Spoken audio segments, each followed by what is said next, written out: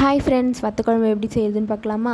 First எடுத்து வச்சு எல்லா பொருளையும் போட்டு லைட்டாக வறுத்துக்கிட்டு அதுக்கப்புறம் அரைச்சி எடுத்துக்கலாம். அரைச்சி எடுத்துகிட்டு ஒரு பேனில் எண்ணெய் ஊற்றி லைட்டாக அந்த சுண்டை வத்தலையும் வறுத்து எடுத்துகிட்டு அதே வானலில் கடுகு, சீரகம், அதுக்கப்புறம் கொஞ்சம் வெந்தயம் இதெல்லாம் போட்டுட்டு பூண்டு தட்டி சேர்த்துருக்கேன். அதுக்கப்புறம் கொஞ்சம் கருவேப்பிலை போட்டுட்டு அப்புறமா வெங்காயம் கொஞ்சம் சேர்த்து அது ப்ரௌன் ஆனதுக்கப்புறமேட்டுக்கா தக்காளி உப்பு கொஞ்சம் போட்டு வதக்கிட்டு அதுக்கப்புறமேட்டுக்கா தக்காளி சேர்க்கணும்.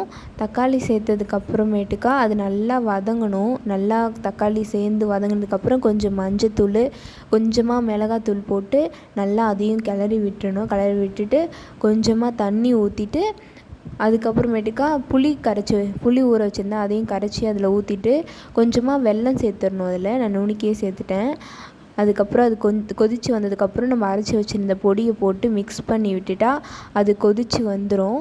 அது கொதித்து அழகாக வந்ததுக்கப்புறமேட்டுக்கா கொஞ்சமாக அந்த வத்தலையும் சேர்த்துட்டா அவ்வளோதான், வத்த குழம்பு ரெடி. ஓகே ஃப்ரெண்ட்ஸ், பாய். அடுத்த வீடியோவில் பார்க்கலாம்.